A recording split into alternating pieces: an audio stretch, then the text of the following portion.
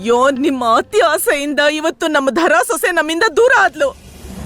ಆದ್ರೂ ನಿಮಗೆಷ್ಟು ಧೈರ್ಯ ಇದ್ರೆ ಈ ಮನೆಗ್ ಬಂದು ನಮ್ಮ ಧರಾ ಸೊಸೆ ಫೋಟೋ ಮುಂದೆ ಕೂತು ಮತ್ತೆ ನಾಟಕ ಮಾಡ್ತಿದ್ದೀರಾ? ನಮ್ಮ ಧರಾ ಸೊಸೆ ಏನು ಗೊತ್ತಿಲ್ದೋಳು, ಅದಕ್ಕೆ ನಿಮ್ಮ ಬಲೆಗ್ ಸಿಕ್ಕಾಕೊಂಡ್ಲು. ಆದ್ರೆ ನಮ್ ಎಲ್ರಿಗೂ ನಿಮ್ಮ ಕಳ್ಳಾಟ ಚೆನ್ನಾಗ್ ಅರ್ಥ ಆಗಿದೆ. ಹಾಗಾಗಿ ನಾವ್ ಯಾರು ನಿಮ್ ಬಲೆಗ್ ಸಿಕ್ಕಾಕೊಳ್ಳಲ್ಲ. ಎದ್ದಳಿ.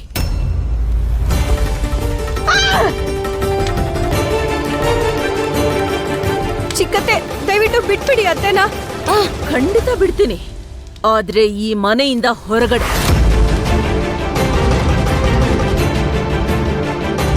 ಹೋಗಿ, ಇಲ್ಲಿಂದ ಹೋಗಿ ಅಂದೆ. ಅಯ್ಯೋ ಅಯ್ಯೋ, ಬಿಡಿ ನನ್ನ ಸರೋಜವ್ರೆ, ಬಿಡಿ.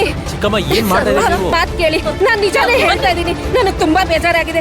ಧರಾ ಅಮ್ಮ ಹೋದಾಗಿಂದ ನಾನು ಊಟ ಕೂಡ ಮಾಡಿಲ್ಲ. ದಯವಿಟ್ಟು ನನ್ ಮಾತ್ ಕೇಳಿ, ನನ್ ದಯವಿಟ್ಟು ಮನೆಯಿಂದ ಹೊರಗೆ ಹಾಕ್ಬೇಡಿ. ಗಗನ್ ನಡಿ ಅಂದ್ರೆ ನೀವಾದ್ರೂ ಒಂದ್ ಮಾತ್ ಹೇಳಿ.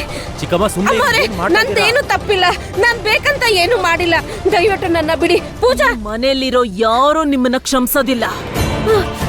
ಈ ಮನೆ ಸಂತೋಷನೇ ಹೊಟ್ಟೋದ್ಮೇಲೆ ನೀವು ಹೊಟ್ಟೋಗಿ ಇಲ್ಲಿಂದ. ಈ ಮನೆ ಸುತ್ತಮುತ್ತ ಎಲ್ಲೂ ಕಾಣಿಸ್ಬಾರ್ದು. ಒಂದ್ ವೇಳೆ ಕಾಣಿಸಿದ್ರೆ ಇವತ್ತೇನೋ ಏನು ಮಾಡದೆ ಬಿಟ್ಟಿದ್ದೀನಿ.